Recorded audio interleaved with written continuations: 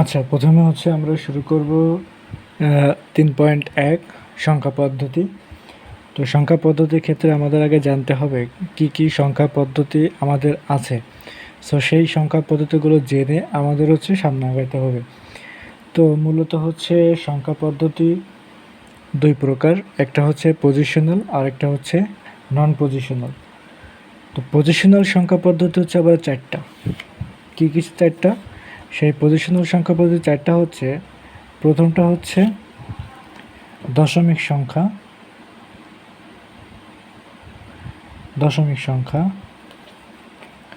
দেন হচ্ছে বাইনারি সংখ্যা, তারপর হচ্ছে অক্টাল সংখ্যা,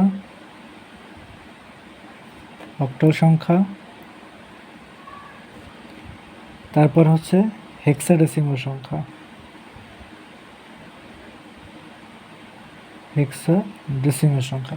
তো এই যে চারটা সংখ্যা পদ্ধতি আছে, এই চারটা সংখ্যা পদ্ধতির প্রত্যেকটার অঙ্ক আছে এবং অঙ্কগুলো হচ্ছে বিভিন্ন রকমের।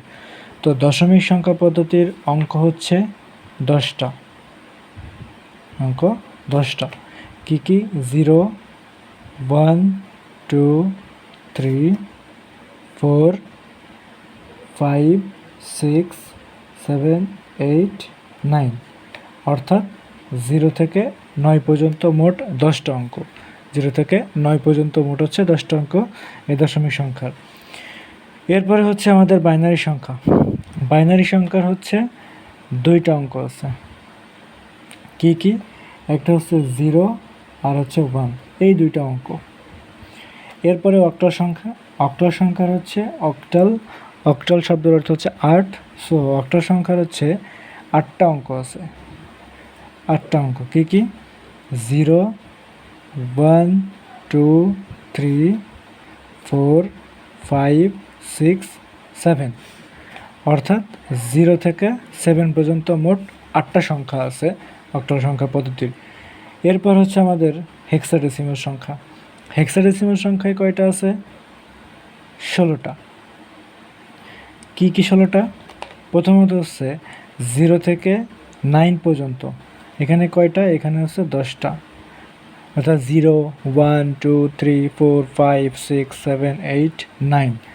এরপরে হচ্ছে হেক্সাডেসিমাল সংখ্যার ক্ষেত্রে 10, 11, 12 এগুলো হয় না, সেক্ষেত্রে এরপরে আমাদের এ মানে হচ্ছে 10, দেন হচ্ছে বি মানে হচ্ছে 11, এরপর হচ্ছে সি মানে হচ্ছে 12, দেন হচ্ছে ডি মানে হচ্ছে 13, দেন হচ্ছে ই মানে 14, দেন হচ্ছে এফ মানে হচ্ছে 15। তাহলে এইখানে হচ্ছে 5টা, আর এখানে হচ্ছে 6টা, আর এখানে হচ্ছে 10টা, মোট হচ্ছে 16টা। এই 16টা অঙ্ক। তাহলে আমরা কি দেখলাম? আমাদের দশমিক সংখ্যা পদ্ধতির ক্ষেত্রে 10টা অঙ্ক আছে। কি কি? 0, 1, 2, 3, 4, 5, 6, 7, 8, 9, অর্থাৎ 0 থেকে 9 পর্যন্ত মোট 10টা অঙ্ক। এরপরে বাইনারি সংখ্যা পদ্ধতি 2টা আছে, 0 এবং 1। অক্টাল সংখ্যা পদ্ধতি হচ্ছে 8টা, 0, 1, 2, 3, 4, 5, 6, 7, অর্থাৎ 0 থেকে 7 পর্যন্ত। হেক্সাডেসিমাল হচ্ছে 16টা, 0 থেকে 9, অর্থাৎ এইখানে 10টা অঙ্ক। আর A B C D E F প্রত্যেকটার মান আছে। এর মান হচ্ছে 10, বির মান 11, সির মান 12, ডির মান 13, এর মান 14, এফ এর মান হচ্ছে 15। এই টোটাল মিলে হচ্ছে 16টা। তার মানে আমরা তাহলে কী লিখতে পারি ওভারঅল ক্ষেত্রে? তাহলে যেহেতু আমরা বলছি দশমিক সংখ্যার অঙ্ক হচ্ছে কয়টা? 10টা, সেক্ষেত্রে আমরা কিভাবে এটাকে লিখতে পারি? এটাকে বেসভাবে লিখবো হচ্ছে এমন। আবার বলতেছি বাইনারি, এটাতে কয়টা অঙ্ক আছে? 2টা অঙ্ক আছে। তাহলে এটাকে আমরা কিভাবে লিখবো? আমরা এমনভাবে লিখবো। এরপরে বলতেছে আমাদের অক্টালে কয়টা অঙ্ক আছে? অক্টালে অঙ্ক আছে 8টা। এটাকে আমরা কিভাবে লিখবো? এভাবে লিখবো। এরপর হচ্ছে আমরা হেক্সাডেসিমাল বলতেছি, এখানে আছে 16টা অঙ্ক। তো 16টা অঙ্ক আমরা কিভাবে লিখবো? এইভাবে বেজ আকারে। তাহলে এইটাকে বলা হয় হচ্ছে বেজ। তার মানে দশমিক সংখ্যার বেজ হচ্ছে কত? 10। বাইনারি সংখ্যার বেজ কত? 2। অক্টালের বেজ কত? 8। হেক্সাডেসিমালের বেজ কত? 16। এই বেজগুলো আমাদের মনে রাখতে হবে, কারণ এই বেজগুলো দিয়েই হচ্ছে আমরা সংখ্যাগুলো চিনব। যেমন আমি একটা উদাহরণ দিই, যেমন আমি এখানে লিখতেছি, সাপোজ ধরো হচ্ছে 10। তাহলে এই যে এই বেজ দেখে বুঝবো সংখ্যাটা হচ্ছে কোন পদ্ধতির। তাহলে যেহেতু এখানে বেজ 10 আছে, তাহলে আমরা বুঝতেছি এটা হচ্ছে দশমিক সংখ্যা।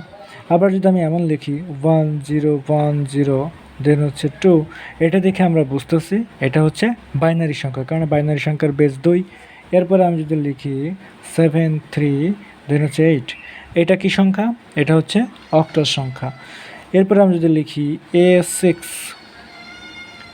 এটা যদি কি? এটা হচ্ছে হেক্সাডেসিমাল সংখ্যা। এখন সবসময় যে এ থাকবে এরকম কোনো কথা নেই। আমি যদি এরকম লিখি, মনে করো 7 8 6, এইটাও হেক্সাডেসিমাল সংখ্যা। তাহলে এই যে এই বেজ দ্বারা আমরা বুঝতে পারি এটা হচ্ছে কি ধরনের সংখ্যা।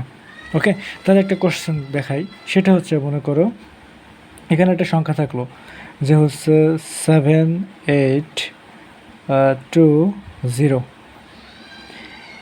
এইখানে এই সংখ্যাটা কি সংখ্যা হতে পারে? এই সংখ্যাটা কি সংখ্যা হতে পারে? তাহলে চিন্তা করো। আমরা জানি প্রথম ক্ষেত্রে, আমি দশমিক সংখ্যার ক্ষেত্রে আসি। দশমিক সংখ্যার ক্ষেত্রে আমার কি অঙ্ক ছিল? 0 থেকে 9 পর্যন্ত। দেখো এখানে 0 থেকে 9 পর্যন্ত সংখ্যা আছে, তার মানে এইটা দশমিক সংখ্যা হতে পারে। এরপরে আসি বাইনারি সংখ্যার ক্ষেত্রে, কি আছে? 0 এবং 1। কিন্তু এখানে আমার 0 আছে কিন্তু 1 সংখ্যাটা নাই। বাইনারি সংখ্যা হতে গেলে 1 এবং 0 দুটার ভিতর দিয়েই হতে হবে, তার মানে এটা আমার বাইনারি হলো না।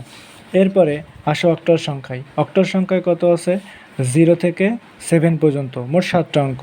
তার মানে 0 থেকে 7, কিন্তু আমার এখানে যে সংখ্যাটা আছে 8 কিন্তু অক্টাল সংখ্যা না, তার মানে সংখ্যাটা অক্টাল সংখ্যা হবে না। এরপর আসা হচ্ছে হেক্সাডেসিমাল কটা ছিল? 16টা। এখানে 0 থেকে 9 ছিল, দেন হচ্ছে বাকি সংখ্যাগুলো ছিল। এখানে 0 থেকে 9 প্রত্যেকটা সংখ্যা আছে, তার মানে এটা কী হতে পারে? এটা শুধুমাত্র দশমিক এবং হেক্সাডেসিমাল দুইটা সংখ্যা হতে পারে। ওকে, তাহলে আই হোপ বোঝা গেছে আমাদের সংখ্যা পদ্ধতির পরিচিতি। এইগুলো আমাদের বিশেষ করে বেজ এবং অঙ্কগুলো মনে রাখতে হবে, তাহলে হচ্ছে আমরা ইন ফিউচারে আমাদের কোনো সমস্যা হবে না। ওকে, ধন্যবাদ।